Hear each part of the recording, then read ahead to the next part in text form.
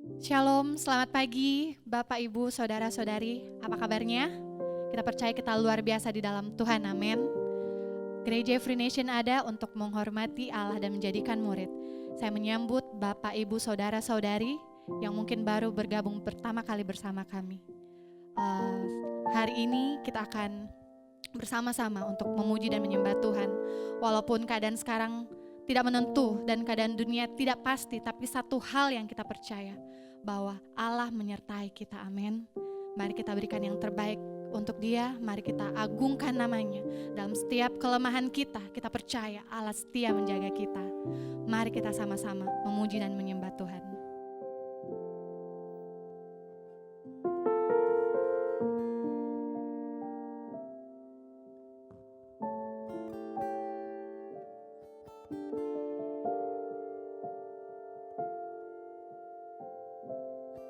Terima kasih Tuhan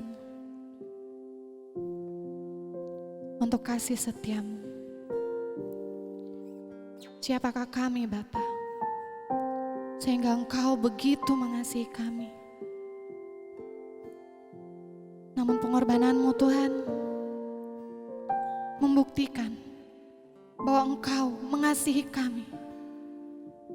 Dan saat ini Tuhan, kami mau memuji dan menyembah Engkau dengan segenap hati kami, dengan segenap tubuh, jiwa, dan roh kami Bapa. Kami mau memberikan yang terbaik hanya bagi Engkau Tuhan.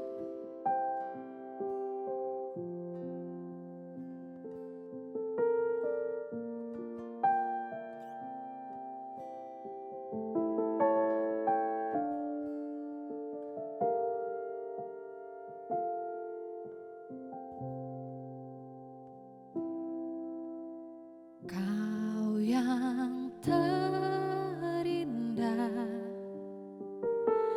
di dalam hidup ini, tiada Allah Tuhan yang seperti Engkau, besar perkasa penuh kemuliaan. Kau yang termanis di dalam hidup ini, ku cinta Kau lebih dari segalanya, besar kasih setiamu kepadaku.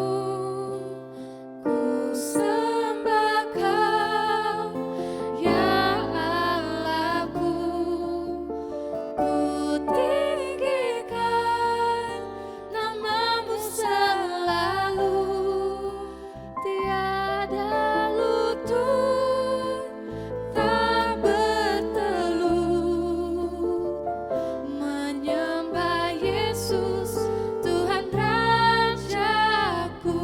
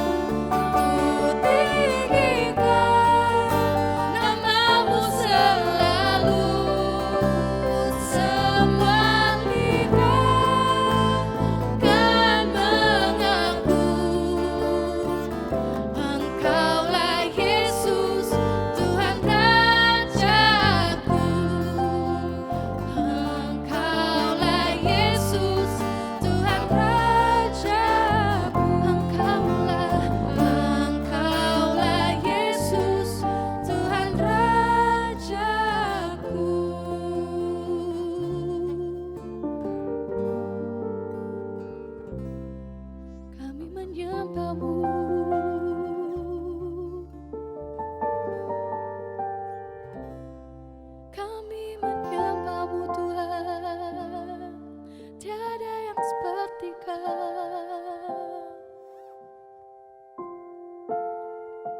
Yes. Mari sama-sama kita nyanyikan dengan segenap hati kita. Ku sembah Kau. Ku sembah Kau, ya Allahku. Ku tinggikan nama-Mu selalu. Tiada lutut tak bertelut menyembah Yesus Tuhan Rajaku. Ku sembah Kau, ku sembah Kau, ya Allahku. Ku tinggikan nama-Mu selalu. Yes, Lord. Semua lidah kan mengaku Engkaulah Yesus Tuhan Rajaku. Ku sembah Kau, ku sembah Kau, ya Allahku. Ku tinggikan, sebab hanya Engkau Tuhan yang layak ditinggikan. Hanya Engkau Tuhan. Yes. Yes. Menyembah Yesus Tuhan Rajaku. Sekali lagi. Ku sembah Kau, ya Allahku. Ku tinggikan nama-Mu selalu. Semua lidah kan mengaku Engkaulah Yesus Tuhan Rajaku. Engkaulah Yesus Tuhan Rajaku. Engkaulah Yesus Tuhan Rajaku.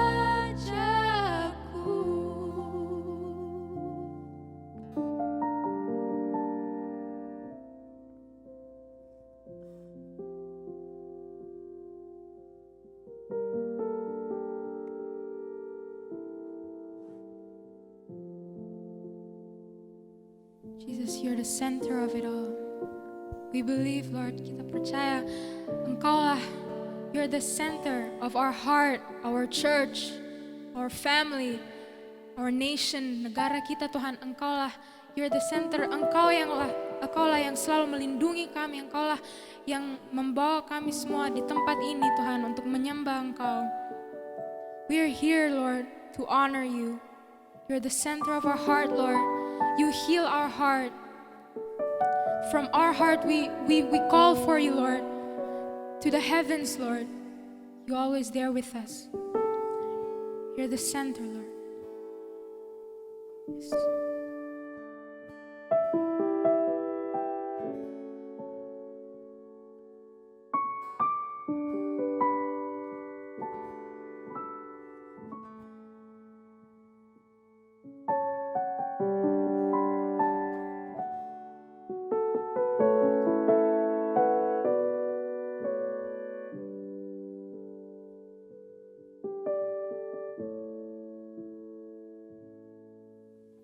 Jesus at the center of it all. Jesus at the center of it all. From beginning to the end, it will always be, it's always been you, Jesus.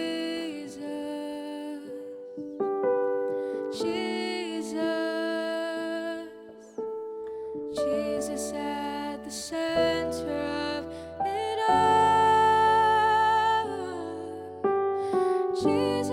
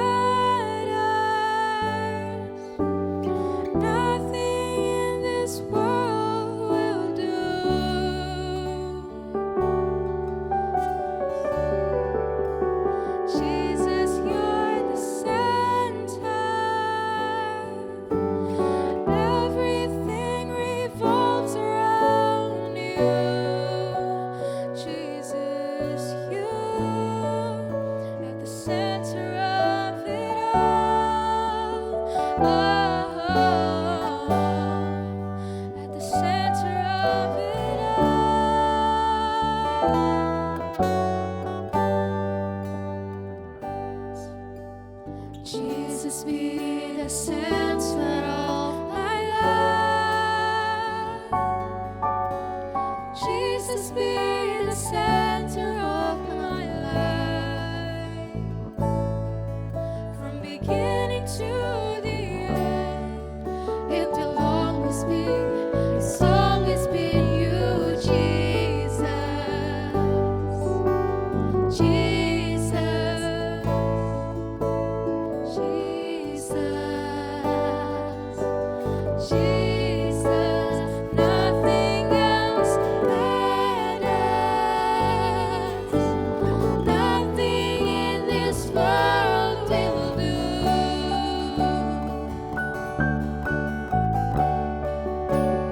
Jesus, you're the center. Everything revolves around you. Jesus, you.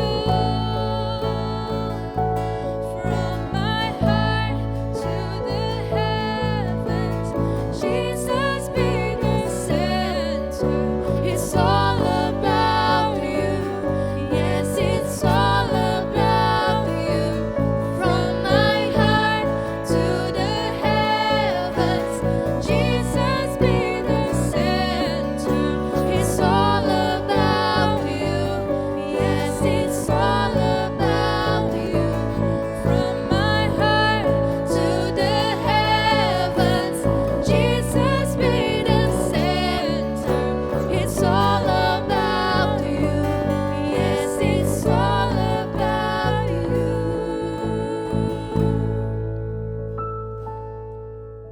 Jesus be the center of your church. Yes. Jesus be the center of your church. And every knee will bow, and every tongue shall confess you, Jesus. Jesus, Jesus, Jesus, Jesus, Jesus, Jesus,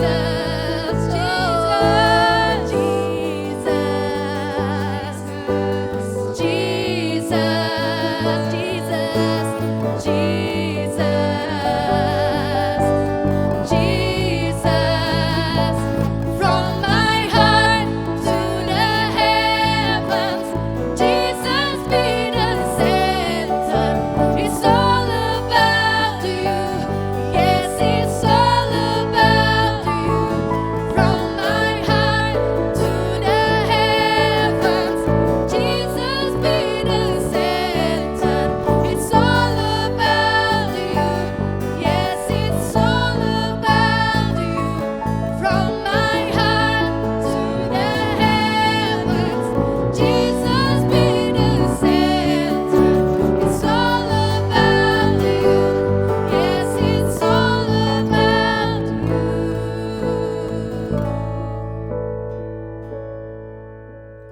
Jesus at the center of it all. Jesus at the center of it all.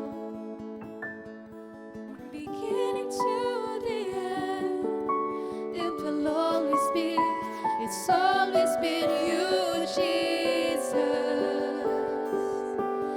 Jesus, Jesus, Jesus, Jesus,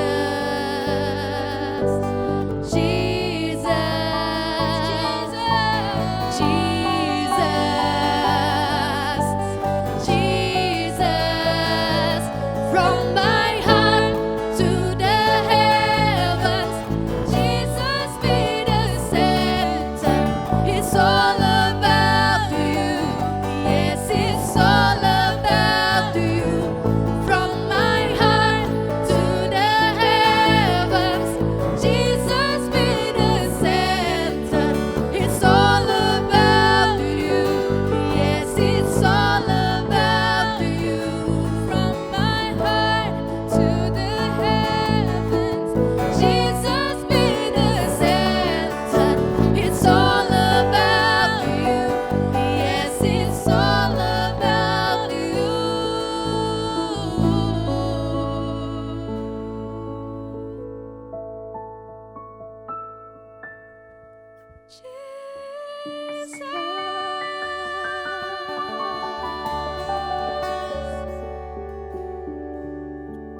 Lord.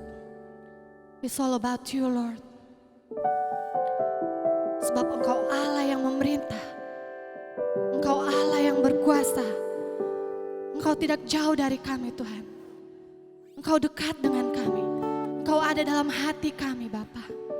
Engkau yang memerintah atas hidup kami. Atas jiwa kami, Bapa. Biarlah segala kemuliaan hanya bagi Engkau, Tuhan.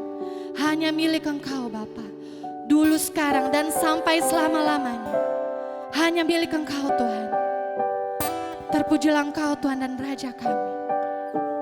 Kami naikkan syukur kami, Tuhan. Hanya di dalam nama Yesus. Amin.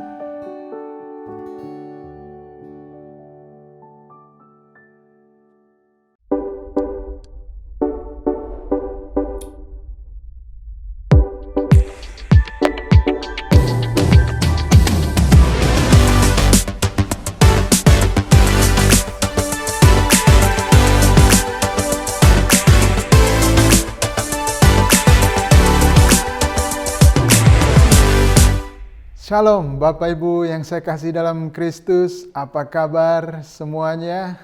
Saya percaya kita dalam keadaan yang penuh dengan damai sejahtera dan sukacita di dalam keadaan apapun yang sedang kita hadapi saat ini.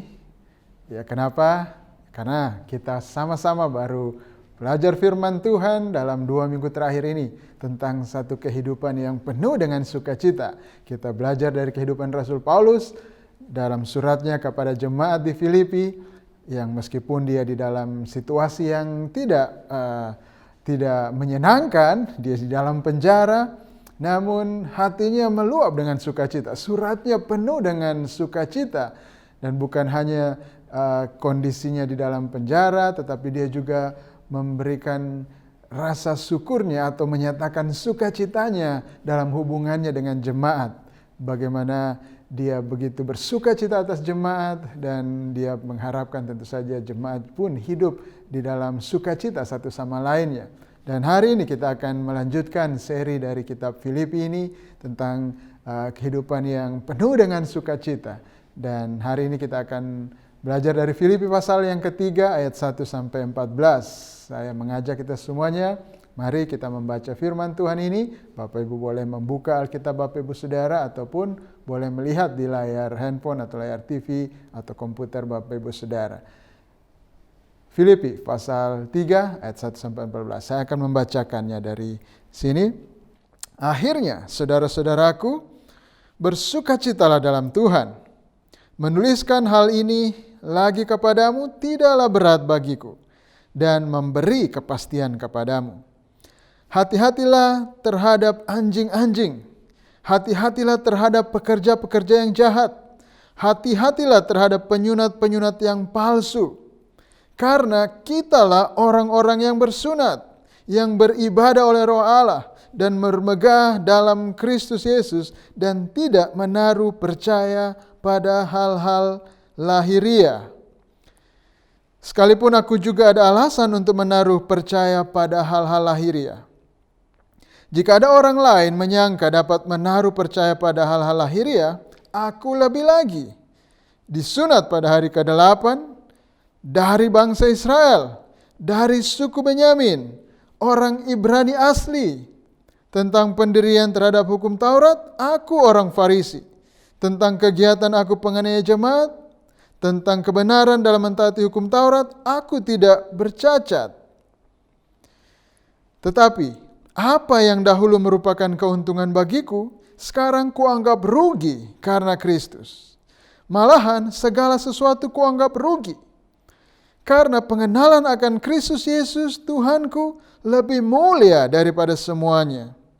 Oleh karena dialah aku telah melepaskan semuanya itu dan menganggapnya sampah, supaya aku memperoleh Kristus dan berada di dalam Dia, bukan dengan kebenaranku sendiri karena mentaati hukum Taurat, melainkan dengan kebenaran karena kepercayaan kepada Kristus, yaitu kebenaran yang Allah anugerahkan berdasarkan kepercayaan. Yang ku kehendaki ialah mengenal Dia dan kuasa kebangkitannya dan persekutuan dalam penderitaannya, di mana aku menjadi serupa dengan Dia dalam kematiannya, supaya aku akhirnya beroleh kebangkitan dari antara orang mati. Bukan seolah-olah aku telah memperoleh hal ini atau telah sempurna, melainkan aku mengejarnya, kalau aku dapat juga menangkapnya, karena aku pun telah ditangkap oleh Kristus. Saudara-saudara, aku sendiri tidak menganggap bahwa aku telah menangkapnya, tapi ini yang kulakukan. Aku melupakan apa yang telah di belakangku dan mengarahkan diri kepada apa yang di depanku, dan berlari-lari kepada tujuan untuk memperoleh hadiah, yaitu panggilan surgawi dari Allah dalam Kristus Yesus. Mari kita berdoa meminta pertolongan dari Tuhan untuk memahami firman-Nya. Bapa di sorga, terima kasih untuk firman-Mu. Terima kasih hari ini kami boleh kembali lagi datang kepadamu, menghususkan waktu untuk berfokus kepadamu saja, untuk beribadah kepadamu pada saat ini. Dan sekarang kami mau belajar firman-Mu. Dan kami minta pertolongan dari-Mu Bapa, supaya kami boleh memahami firman-Mu, dan kami boleh mendapatkan kemerdekaan oleh karena kami mengenal kebenaran itu, mengenal anak-Mu yang tunggal Yesus Kristus. Dan kami boleh penuh dengan sukacita. Tolong kami Roh Kudus, tolong pembicara, supaya kami semuanya yang mendengarkan boleh memahami firman Tuhan ini. Di dalam nama Yesus Kristus. Amin.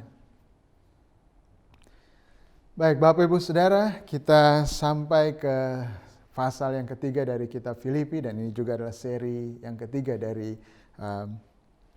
joyful atau penuh dengan sukacita. Dan hari ini kita sama-sama akan belajar bagaimana kita penuh dengan sukacita di dalam mengejar Kristus. Ayat yang baru kita baca tadi, Rasul Paulus mendorong jemaat di Filipi. Dia mengatakan, akhirnya saudara-saudara, bersukacitalah dalam Tuhan. Jadi kita lihat bahwa kita diperintahkan untuk bersukacita di dalam Tuhan Yesus Kristus. Ketika Rasul Paulus memakai kata Tuhan, yang dia maksud adalah Yesus Kristus tentu saja. Dan dia mengatakan, akhirnya saudara-saudara bersukacitalah dalam Tuhan. Nah, kenapa demikian? Kita akan melihat dari apa yang dia tulis selanjutnya, bahwa ada ancaman ya dari orang-orang yang bisa membuat jemaat di Filipi kehilangan sukacita di dalam hubungan mereka dengan Kristus. Kita baca apa yang Rasul Paulus tuliskan kepada jemaat di Filipi, ayat 1 bagian B. Menuliskan hal ini lagi kepadamu tidaklah berat bagiku, dan memberi kepastian kepadamu. Jadi apa yang dia tuliskan, yang akan kita pelajari ini, apa yang akan dia tuliskan adalah hal-hal yang sudah seringkali sewaktu dia bersama-sama dengan jemaat di Filipi, dia seringkali membicarakan hal itu, dia seringkali menyampaikan hal itu, dan dia mengatakan bahwa dia akan mengatakan lagi, dia akan menuliskan lagi hal itu. Dan itu untuk memberikan kepastian lagi kepada jemaat. Ayat 2, apa yang dia mau sampaikan adalah, dia bilang, hati-hatilah terhadap anjing-anjing. Hati-hatilah terhadap pekerja-pekerja yang jahat. Hati-hatilah terhadap penyunat-penyunat palsu. Nah, siapa ini yang Rasul Paulus sebut begitu keras? Ya, kalau dikatakan anjing-anjing, ini adalah istilah yang benar-benar sangat keras. Ini orang yang dianggap sangat tidak baik disebut dengan anjing. Ya, orang-orang yang berdosa, orang-orang yang jahat. Dan juga dia katakan lebih jelas, hati-hatilah terhadap pekerja-pekerja yang jahat, penyunat-penyunat yang palsu. Nah, siapa ini? Ini adalah orang-orang dari kalangan Yahudi yang berusaha untuk memaksa orang-orang Kristen, orang-orang percaya di Filipi yang bukan orang Yahudi Orang di Filipi kebanyakan adalah non-Yahudi. Dan orang-orang Yahudi ini, mereka memaksa orang jemaat di Filipi ini untuk memelihara hukum Taurat. Dalam artian bukan memelihara hukum Taurat secara sungguh-sungguh dengan sungguh-sungguh, tapi yang dimaksudkan mereka adalah memelihara hukum Taurat dalam arti upacara-upacara ataupun tanda-tanda secara fisik yang membedakan orang Yahudi dan non-Yahudi. Yang bagi orang Yahudi pada waktu itu merupakan tanda bagi mereka bahwa mereka adalah umat Allah, sementara bangsa-bangsa lain bukan umat Allah. Dan hal-hal itu adalah termasuk sunat, peraturan mengenai Sabat, ataupun perayaan-perayaan lain, ya, ada hari-hari raya mereka, bulan baru, ataupun hari-hari besar mereka yang mereka menuntut supaya orang-orang non-Yahudi ini yang sudah percaya kepada Kristus untuk memelihara tradisi-tradisi itu, untuk memelihara upacara-upacara itu supaya mereka diterima menjadi umat Allah. Dan Rasul Paulus mengatakan bahwa hati-hatilah, mereka ini adalah anjing-anjing, pekerja-pekerja yang jahat, penyunat-penyunat yang palsu. Sebenarnya penyunat yang palsu ini dia di dalam bahasa Inggris dikatakan yang memutilasi diri mereka. Artinya Rasul Paulus memakai kata yang kasar. Ya, atau mungkin di dalam bahasa Indonesia kalau di Galatia diterjemahkan mereka mengebirikan saja dirinya, seperti itu. Dia tidak memakai istilah sunat, tetapi memakai istilah mengebiri. Dia bilang karena, ayat 3, karena kitalah orang-orang bersunat yang beribadah oleh Roh Allah dan bermegah dalam Kristus Yesus, yang tidak menaruh percaya pada hal-hal lahiriah. Jadi apa yang Rasul Paulus katakan adalah bahwa jemaat di Filipi yang percaya kepada Kristus, kita ini yang percaya kepada Kristus, kitalah orang-orang bersunat. Dan tentu saja yang dia maksud bukanlah sunat fisik, tetapi adalah sunat hati. Orang-orang yang benar-benar umat Allah, yang adalah Israel yang sejati. Dia bilang kitalah ini umat Allah yang sejati. Orang-orang yang memiliki perjanjian dengan Allah. Karena kita adalah orang yang beribadah oleh Roh Allah. Kita bukanlah orang yang mengandalkan hal-hal lahiriah, yang bermegah dalam hal-hal lahiriah. Kita sama sekali tidak. Tetapi kita adalah orang yang bermegah di dalam Kristus. Dan karena itu kitalah umat Allah yang sesungguhnya. Kitalah orang yang bersunat sesungguhnya.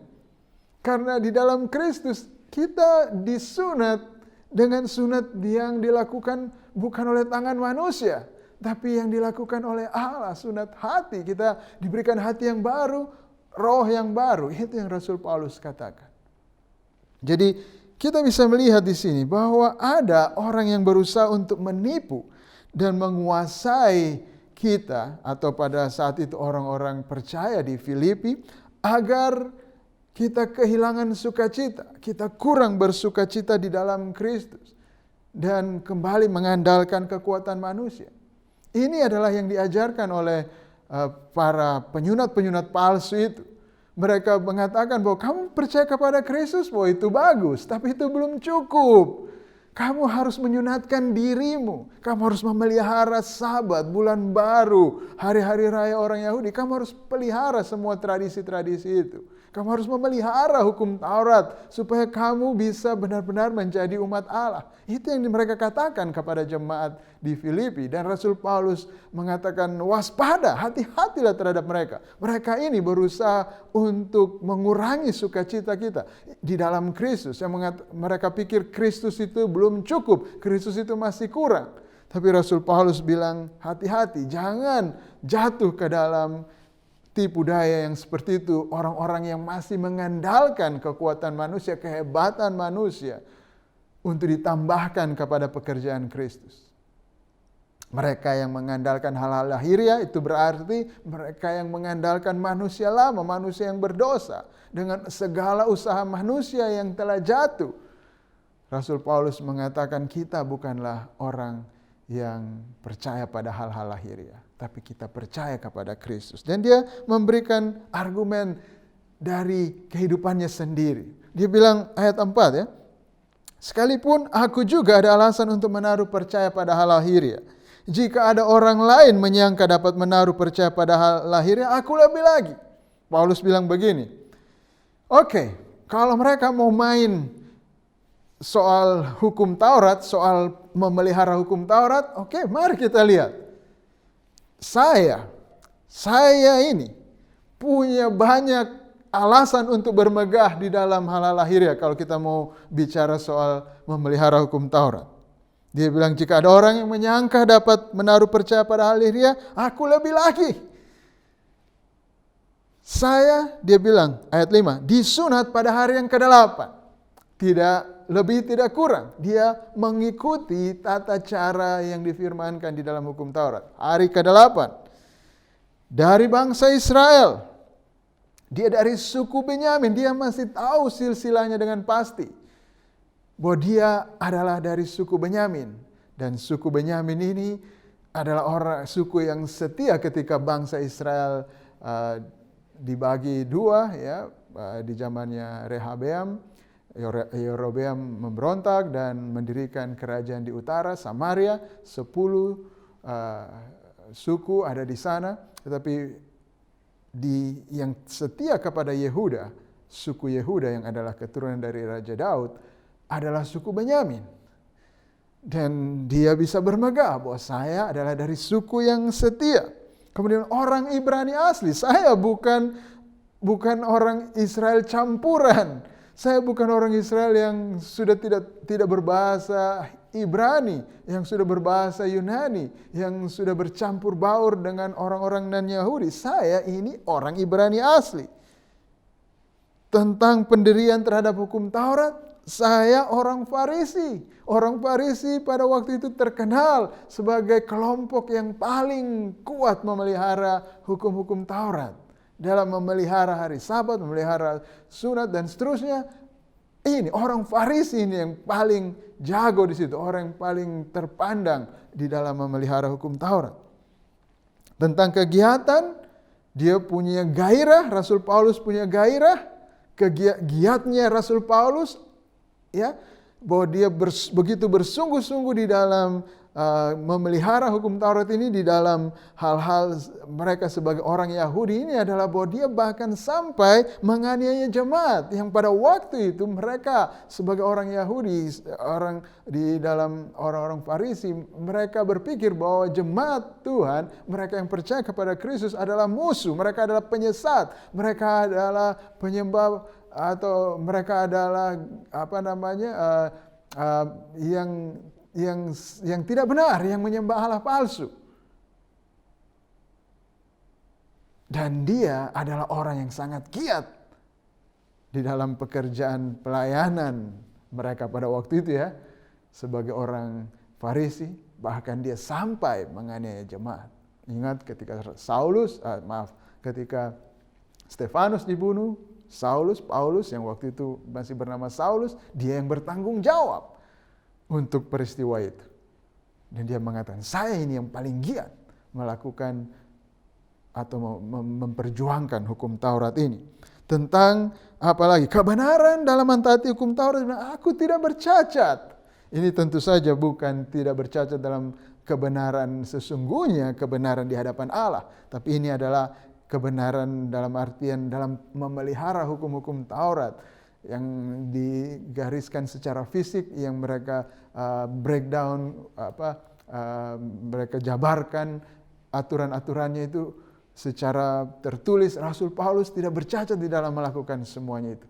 Jadi kalau mau main soal tanding-tandingan siapa yang paling hebat dalam melakukan hukum Taurat, Paulus bilang, mereka itu yang memaksa kamu untuk bersunat supaya kamu memelihara hukum Taurat. Mari, kalau mereka mau bertanding dengan saya, siapa yang memelihara hukum Taurat, siapa yang lebih lebih giat di dalam melakukan hukum-hukum Taurat, membela Taurat, coba lihat, lawan saya kalau kamu bisa lebih hebat dari saya. Tetapi Ayat 7 dia katakan, tapi apa yang dahulu merupakan keuntungan bagiku, sekarang kuanggap rugi karena Kristus. Apa yang mungkin orang waktu lihat Rasul Paulus ketika dia masih hidup di dalam sebagai orang Farisi yang membela hukum Taurat, pasti orang-orang sebayanya akan mengatakan, wah ini dia pemimpin masa depan kita. Ini dia yang paling hebat dari antara kita. Dia ini yang akan menjadi ketua dari kelompok kita ini. Itu mungkin prediksi dari orang karena dia lebih maju dari semua orang-orang sebayanya. Tetapi Rasul Paulus mengatakan, apa yang dahulu merupakan keuntungan bagiku, sekarang kuanggap rugi. Rasul Paulus memakai istilah akuntansi ini ya, soal kerugian sebelah kiri, keuntungan mungkin sebelah kanan, ya seperti itu. Dan dia mengatakan ini hal-hal yang dulu dia kasih masuk di kolom keuntungan, yang tadi dia sudah sampaikan itu. Sekarang dia pindahkan di dalam kolom kerugian. Kenapa bisa begitu? Dia katakan, karena Kristus. Ayat 8, malahan segala sesuatu. Bukan hanya yang tadi yang dia sebutkan di ayat sebelumnya tentang dia sebagai orang Israel asli, orang yang memelihara hukum Taurat, yang adalah seorang Farisi yang disunat pada. Bukan hanya itu saja, tapi dia bilang, malahan segala sesuatu. Semua kebanggaan-kebanggaan yang lain yang dulu dia taruh sebagai sebuah kalau kita bayangkan seperti kolom di akuntansi keuntungan dan kerugian. Apa yang semua daftar yang dia tulis sebagai keuntungan, sekarang dia pindahkan di dalam kolom rugi. Kenapa? Karena pengenalan akan Kristus Yesus Tuhanku lebih mulia daripada semuanya. Saudara, bukan berarti karena hal-hal itu memang jahat, karena hal-hal itu memang satu kerugian, bahwa bersunat itu ada sesuatu yang jahat, tidak sama sekali. Ataupun memelihara sabat, apakah itu sesuatu yang jahat? Sama sekali tidak. Membuat perayaan-perayaan yang bulan baru ataupun apapun itu bukan sesuatu yang jahat. Tetapi dia bilang, karena pengenalan akan Kristus jauh lebih mulia. Makanya semuanya itu, sekalipun orang pikir itu hebat, sekalipun bagi orang Yahudi, wow ini sesuatu yang menandakan bahwa kita ini umat Allah. Dia bilang, itu tidak ada apa-apanya. Itu hanya sesuatu yang rugi kalau dibandingkan dengan pengenalan akan Kristus. Karena pengenalan akan Kristus ini jauh begitu mulia. Nilainya kalau kita bayangkan soal akuntansi ya, soal keuntungan kerugian, keuntungan dari pengenalan akan Kristus itu nilainya wah tidak terhingga. Itu sebabnya semua kerugian itu, semua yang lain itu seperti tidak ada apa-apanya. Biar dikasih masuk di kolom rugi pun tidak ada pengaruhnya. Karena di dalam kolom untung ada Kristus di situ dan nilainya tidak terhingga, tidak terbatas. Jadi kita lihat bahwa Rasul Paulus dia memiliki prestasi agamawi yang lebih hebat dari orang-orang Yahudi kebanyakan pada waktu itu. Namun ketika dia mengenal Kristus, Kristus menyatakan dirinya kepada Rasul Paulus. Akhirnya dia menyadari bahwa semuanya itu, semua apa yang orang banggakan, apa yang dia dulu banggakan, semua hal-hal yang lain yang di luar Kristus, dia katakan bahwa semuanya itu tidak berarti dibandingkan dengan kemuliaan Kristus. Dan khususnya di dalam konteks ini dia berbicara tentang bagaimana kita dibenarkan di hadapan Tuhan. Bapak Ibu Saudara, seringkali kita diganggu dengan hal-hal seperti kebenaran diri kita sendiri. Apakah kita benar di hadapan Tuhan? Seringkali itu membuat kita kehilangan sukacita karena kita ragu apakah kita berkenan di hadapan Tuhan. Karena ada tipu daya dari dunia ini, dari iblis yang membisikkan pikiran-pikiran kepada kita bahwa coba lihat hidupmu hari ini. Apa yang sudah kau lakukan hari ini? Coba lihat. Apakah sudah cukup berbuat baik? Oh, tadi pagi kau tidak berdoa kan? Langsung saja kamu keluar. Ada kucing di luar situ, di luar rumah kau tendang kan? Kau tidak mengasihi Tuhan. Kau tidak berdoa yang cukup. Kau tidak membaca Alkitab yang cukup hari ini. Ada begitu banyak tuduhan-tuduhan. Sudah berapa banyak orang yang kau injili. Kau kurang memberitakan Injil. Dan semuanya itu membuat kita kehilangan sukacita. Semua itu membuat kita kadang-kadang berpikir, aduh, apakah Tuhan berkenan dengan saya? Apakah saya pantas untuk bersukacita di hadapan Tuhan? Kalau saya tidak berdoa dengan cukup, kalau saya tidak membaca Alkitab dengan banyak, kalau saya tidak mendengarkan firman Tuhan, kalau saya tidak melakukan pelayanan dengan hebat, apakah saya berkenan kepada Tuhan? Hal-hal itu seringkali membuat kita tidak bersukacita. Dan Rasul Paulus memang di sini dia mengkhususkan soal orang-orang, isu-isu dari orang Yahudi. Tapi prinsipnya dia katakan bukan hanya itu. Dia bilang segala sesuatu. Semua yang hal-hal lahiriah. Apa itu hal-hal lahiriah? Adalah usaha manusia. Semua yang kehebatan manusia, pencapaian manusia. Dia katakan bahwa semuanya itu sampah. Semua itu rugi. Kalau kita mau berpikir dalam terang bagaimana kita dibenarkan di hadapan Tuhan, bagaimana status kita di hadapan Tuhan, apakah kita berkenan di hadapan Tuhan, Rasul Paulus katakan bahwa semuanya itu tidak ada gunanya.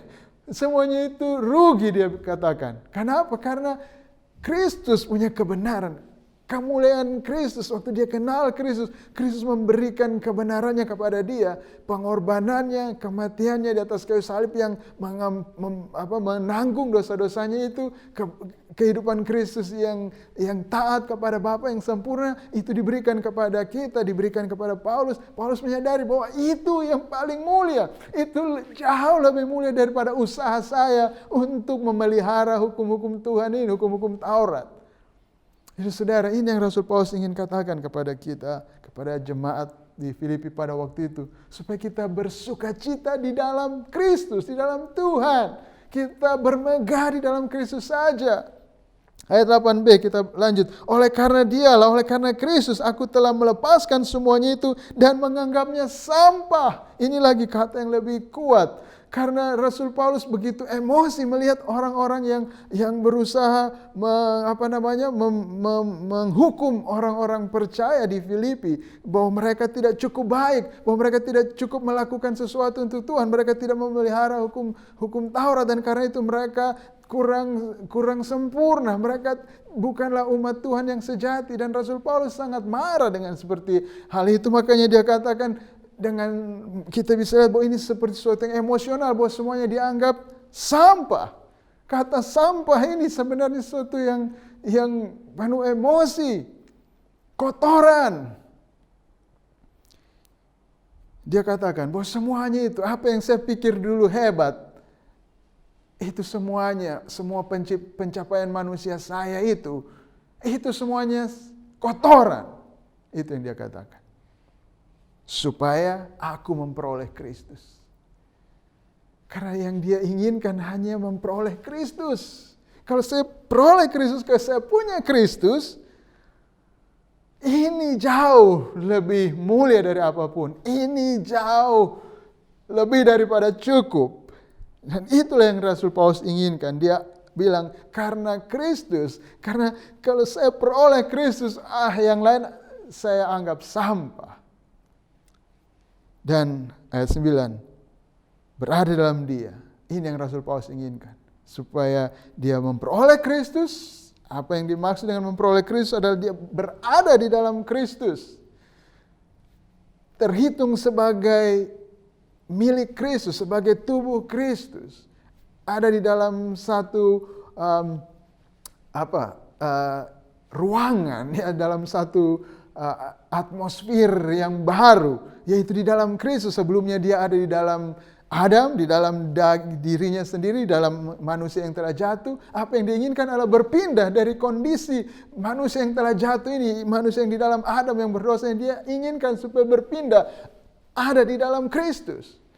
Karena di dalam Kristus inilah dia bilang kita dibenarkan, bukan dengan kebenaranku sendiri karena mentaati hukum Taurat, Dia katakan melainkan dengan kebenaran karena kepercayaan kepada Kristus. Yaitu kebenaran yang Allah anugerahkan berdasarkan kepercayaan. Dia bilang di dalam Kristus ini kebenaran bukan berasal dari hukum Taurat. Bukan dari usaha kita memelihara hukum Taurat. Kebaikan-kebaikan kita, pencapaian-pencapaian kita di dalam melakukan hukum-hukum Tuhan itu, hal-hal yang baik. Bukan. Di dalam Kristus, kebenaran yang kita peroleh adalah kebenaran yang dari Allah. Di kontrasnya di sini dikatakan kebenaran yang Allah anugerahkan, tetapi sebenarnya dalam terjemahan asli dikatakan kebenaran yang dari Allah. Yang diberikan berdasarkan iman, yang diberikan melalui Kristus karena kepercayaan kepada Kristus. Ini yang Rasul Paulus bela mati-matian. Karena dia tahu bahwa ini dia yang begitu mulia. Ini yang memberikan dia, yang menjadi andalannya. Inilah yang memberikan dia jaminan bahwa saya bisa berstatus benar di hadapan Allah. Ya, saya bisa diterima oleh Allah bukan karena saya hebat. Karena saya bisa melakukan hukum Taurat. Tetapi karena kebenaran yang dari Allah, yang diberikan melalui Kristus kepada semua orang yang percaya kepada Kristus. Semua pencapaian manusia, tidak ada satupun manusia berdosa yang bisa berkenan di hadapan Allah. Hanya satu manusia, yaitu Allah yang menjadi manusia, Yesus Kristus namanya. Dialah yang berkenan kepada Allah. Dialah yang melakukan semua kehendak Allah dengan sempurna. Itu yang Rasul Paulus katakan. Jadi Rasul Paulus tidak mau mencampurkan sedikit pun usaha manusia ke dalam kebenaran Allah. Di dalam pekerjaan Kristus yang sempurna itu. Saudara, jangan berpikir bahwa kita bisa tambah-tambahi. Tambah-tambahi di dalam pekerjaan Kristus yang telah selesai. Jangan pikir, wah kalau pekerjaan Kristus yang sudah hebat itu, terus kita tambah lagi dengan pencapaian kita, dengan usaha kita, dengan pelayanan kita, wah ini akan lebih afdol lagi. Tidak begitu prinsipnya. Tidak bisa ditambah apa yang Kristus lakukan, pekerjaan yang telah selesai di atas kayu salib. Tuhan tidak mau itu ditambah-tambahi. Tuhan mau kita menerima sepenuhnya apa yang Kristus lakukan untuk kita. Dan itu yang Rasul Paulus katakan. Dia menganggap semuanya sampah supaya dia memperoleh Kristus. Jadi untuk memperoleh Kristus bukanlah karena dia punya hebat, membayar sesuatu untuk memperoleh Kristus, bukan. Tapi bagaimana dia bisa peroleh Kristus adalah dengan menganggap semuanya sampah. Dengan melepaskan semua keandalan atas dirinya sendiri atau andalan kepada yang lain, dia lepaskan semua kekuatan ataupun kehebatan manusiawinya supaya memperoleh Kristus. Begitu caranya kita memperoleh Kristus, bukan kita harus membayar kepada Kristus, tapi justru dengan melepaskan semuanya dan miskin di hadapan Allah dan berseru kepada Tuhan, Tuhan tolong, hanya Engkau saja yang bisa menyelamatkan. Kristus hanya pekerjaanmu saja, itu yang bisa membenarkan saya, menyelamatkan saya dari dosa saya, dan tidak ada apapun yang saya bisa bawa di tangan saya bangkrut, saya miskin, buta, dan telanjang. Dan itu, dengan pengakuan seperti itu, menganggap semuanya usaha kita adalah seperti kotoran, dan hanya bersandar kepada Kristus saja. Hanya bermegah di dalam Kristus saja. Begitulah kita memperoleh Kristus. Karena itu namanya kasih karunia. Kasih karunia hanya diterima. Tanpa harus dibayar sedikit pun. Tanpa harus dibalas sedikit pun. Kasih karunia kita terima hanya dengan menerima. Menerima apa adanya dengan tangan kosong. Itu. Kita tidak dapat mengandalkan Kristus, dan di saat yang sama kita memiliki cadangan andalan lainnya. Tidak bisa sama sekali. Rasul Paulus berkatakan, kalau kita mau memperoleh Kristus, semuanya harus kita anggap kotoran, sampah. Ayat 10, yang kukehendaki ialah mengenal dia dan kuasa kebangkitannya dan persekutuan dalam penderitaannya, di mana aku menjadi serupa dengan dia dalam kematiannya, supaya aku akhirnya beroleh kebangkitan dari antara orang mati. Nah, kita berbicara tadi apa yang Rasul Paulus katakan, pengenalan akan Kristus jauh lebih mulia dari apapun juga. Nah, apa itu pengenalan akan Kristus? Seperti tadi dia katakan, apa itu berada di dalam Kristus? Apa yang kita maksud dengan mengandalkan Kristus saja? Di ayat 10 tadi yang kita baca adalah bahwa yang dia katakan mengenal Kristus adalah berarti kita mengalami kuasa kebangkitannya. Dia katakan mengenal kuasa kebangkitannya.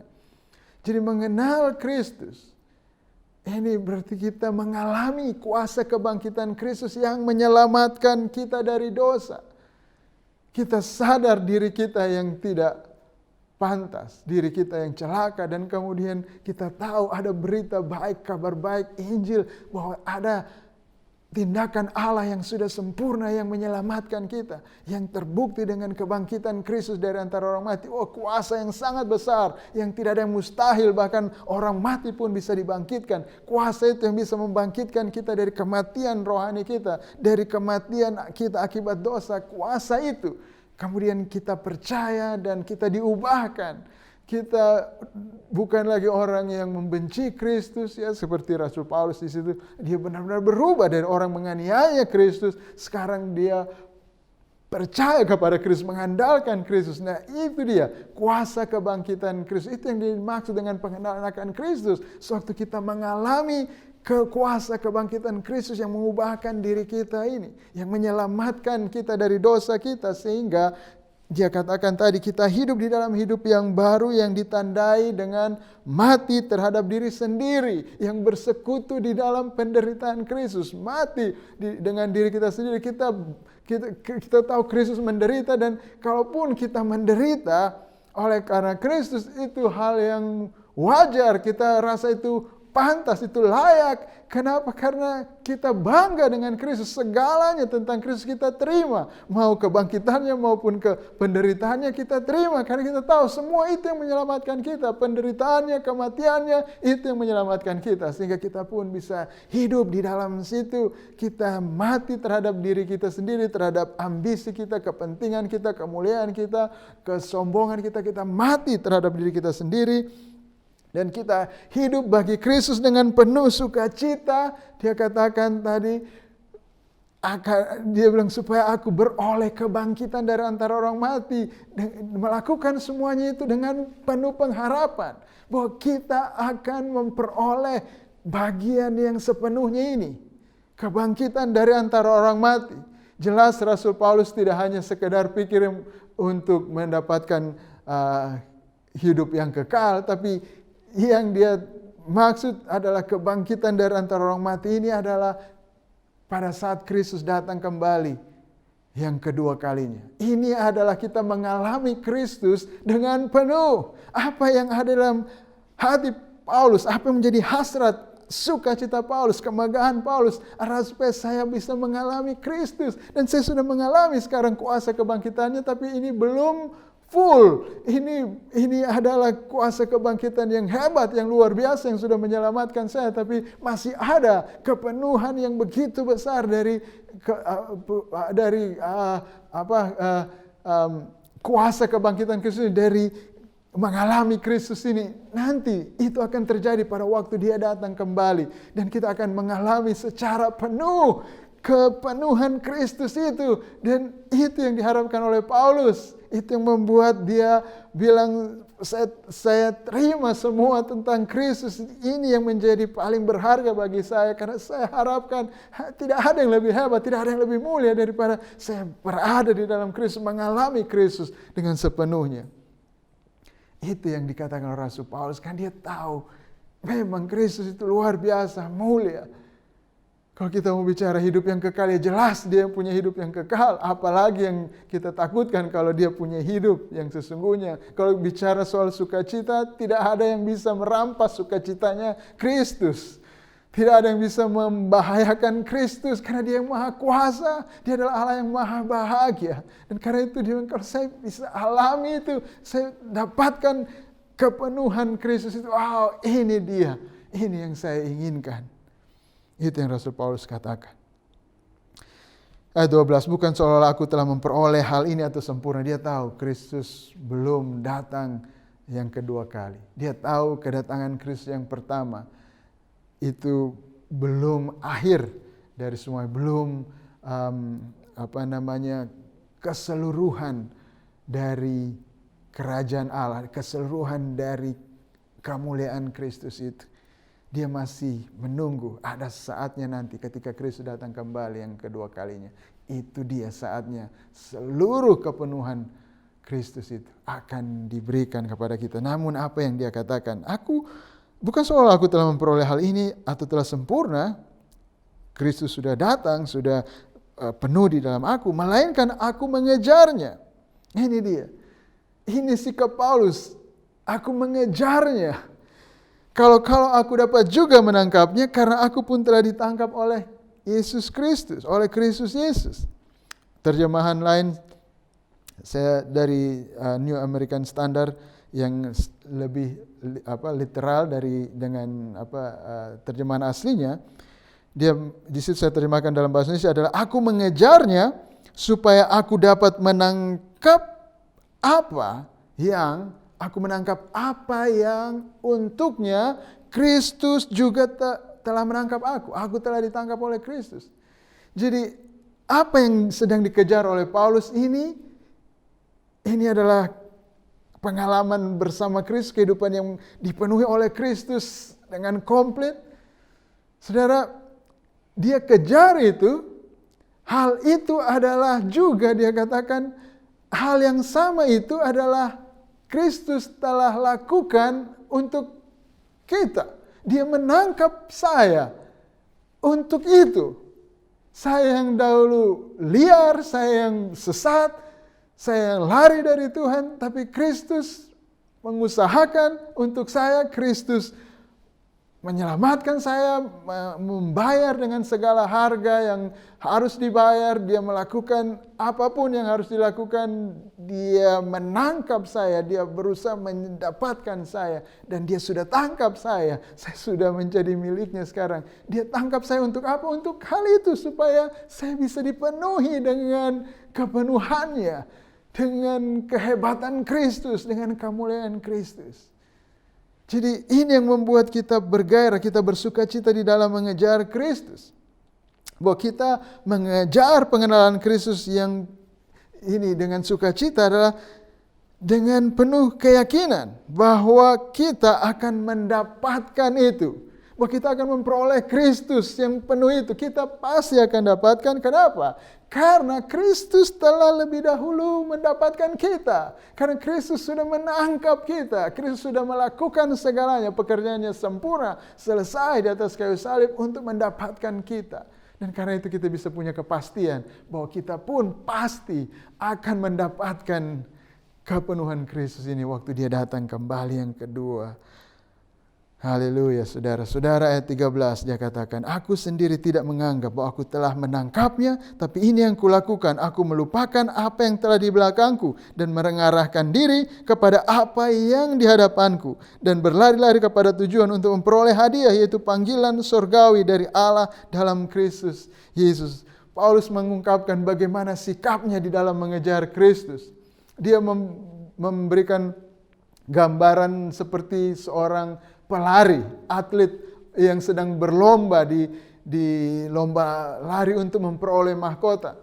Orang yang sedang berlomba yang dia katakan, yang tidak melihat ke belakang, ya, tapi melihat ke depan, berlari dengan segenap kekuatan, dengan daya upaya yang terbaik supaya dia bisa mendapatkan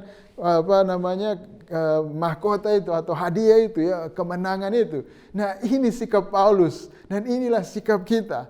Ketika dalam mengejar Kristus, mari kita bersikap seperti seorang pelari ini. Dengan segenap hati kita mengejar Kristus seperti seorang pelari yang sedang berlomba untuk menjadi pemenang. Dengan sukacita, dengan segenap hati kita Karena kita tahu bahwa Dia sudah menangkap kita dan kita pasti akan memperoleh hadiah itu. Kita akan memperoleh Kristus itu sendiri yang adalah hadiah kita. Tujuan akhir kita adalah untuk mengalami Kristus secara penuh. Ayat 14, dan berlari-lari kepada tujuan untuk memperoleh hadiah, yaitu panggilan surgawi dari Allah dalam Kristus Yesus. Itulah tujuan kita, memperoleh Kristus. Jadi Bapak Ibu Saudara, mari kita bersuka cita kalau kita sudah memperoleh Kristus.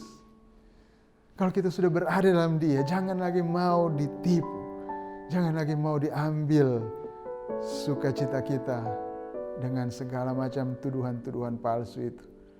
Yang mengatakan bahwa kita belum disunat lah, kita tidak memelihara sabat lah, kita tidak memelihara hari-hari raya tertentu, kita tidak makan makanan tertentu, ataupun banyak hal, kita tidak menghijil, kita tidak berbuat baik, tidak berdoa, tidak berpuasa, atau apapun itu. Jangan lagi mau ditipu dengan semuanya itu. Kalau kita sudah peroleh Kristus, ingat Kristus, ingat pribadi Kristus. Bukan aturan-aturan, bukan tradisi-tradisi, bukan upacara-upacara. Ini adalah pribadi Kristus.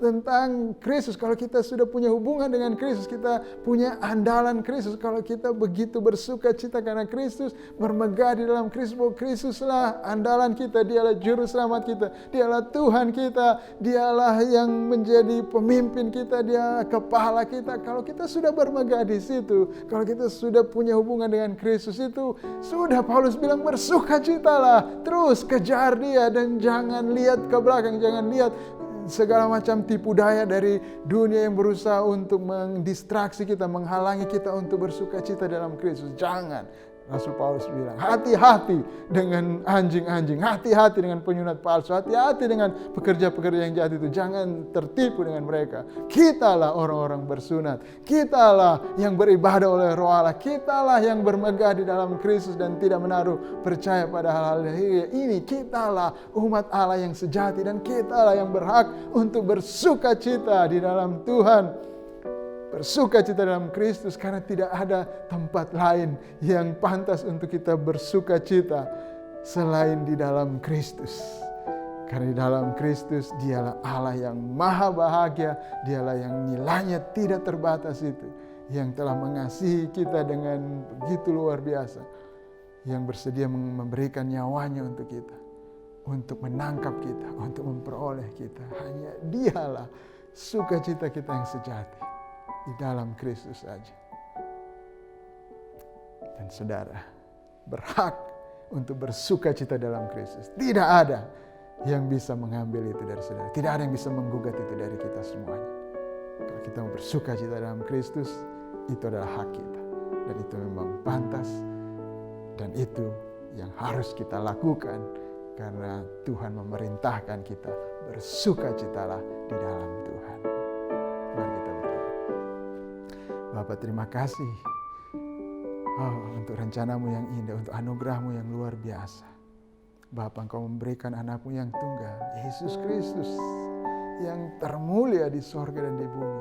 Engkau karuniakan kepada kami untuk kami bisa ada di dalam Dia, supaya kami bisa menjadi umat-Nya. Dia menjadi kepala kami, pemimpin kami, saudara tua kami yang sulung. Dan kami hanya ingin berada di dalam Dia, Bapa. Kami berdoa saat ini kalau ada di antara kami yang belum mengenal Kristus, di antara kami yang mendengarkan ini, yang belum mengenal Kristus, oh Tuhan, kiranya Engkau berkenan, Bapa, Engkau berkenan untuk membuka mata kami, supaya kami bisa melihat keindahan Kristus, superioritasnya Kristus, Dia yang nilainya jauh lebih tinggi dari apapun. Tuhan, tolong buka mata kami, supaya kami bisa melihat itu. Sehingga kami bisa melihat bahwa semuanya sampah, semuanya hanya kotoran. Karena Kristus itu, wow, luar biasa. Dan kami boleh bermegah hanya dalam Kristus saja. Dan kami bersuka cita hanya dalam Kristus saja. Dan tidak ada pada yang lain lagi. Hanya Kristus. Hanya Kristus, sukacita kami. Terima kasih Bapa. Di dalam nama Yesus Kristus. Amin. Baik Bapak Ibu, kita akan memberikan persembahan kita kepada Tuhan dengan penuh sukacita. kita hanya bersuka cita dalam Kristus. Apapun keadaan kita secara lahiriah, mungkin ada kekurangan dalam makanan kita, dalam uang kita, dalam kesehatan kita, atau di dalam performance kita, pencapaian kita, pelayanan kita. Bersukacitalah dan mari kita bermurah hati dengan penuh sukacita. Kita akan terus memberi kemurahan kepada orang-orang lain. Kita mau memberkati orang-orang lain. Kita mau orang lain mengenal Kristus yang mulia ini, yang jauh lebih mahal dari apapun juga. Yang apapun yang kita berikan, apapun yang kita kehilangan itu tidak masalah. Yang penting Kristus, karena ini nilainya jauh lebih tinggi. Jadi mari kita berikan dan jangan takut kehilangan semuanya itu. Karena kita memperoleh Kristus, karena kita punya yang tidak terbatas itu. Dan bila Bapak Ibu mau memberi untuk orang-orang lemah, orang-orang miskin, orang yang tertindas, sudah mau memberkati mereka, menolong mereka untuk membuat kehidupan mereka lebih baik, mereka pun boleh mengenal kasih Kristus dan memperoleh Kristus. Bapak Ibu boleh mentransfer di rekening khusus untuk social responsibility. Mari kita membawa persembahan kita dalam doa. Tuhan, kami bawa persembahan kami ini dengan penuh sukacita. Kami mau semua orang mengenal Engkau, Yesus Kristus, yang adalah harta yang paling mahal. Dan supaya mereka memperoleh Engkau saja dan bersukacita dalam Engkau saja. Kiranya persembahan kami ini bisa dipakai untuk maksud itu Tuhan. Mendatangkan sukacita karena Engkau di dalam orang-orang yang mungkin saat ini belum mengenal Engkau Tuhan. Engkau memberkati kami semua, biar kami menjadi saluran berkat Engkau yang lebih lagi bagi banyak orang. Di dalam nama Yesus Kristus. Amin.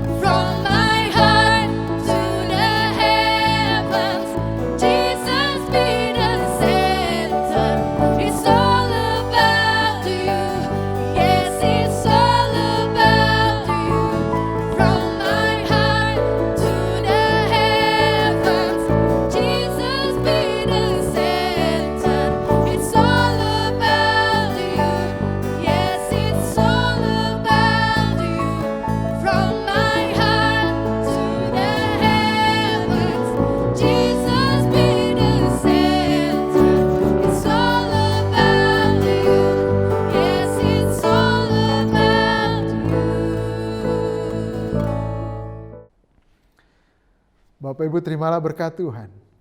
Tuhan memberkati engkau dan melindungi engkau. Tuhan menyinari engkau dengan wajah-Nya dan memberi engkau kasih karunia-Nya. Tuhan menghadapkan wajah-Nya kepadamu dan memberi engkau damai sejahtera. Di dalam nama Yesus Kristus. Amin.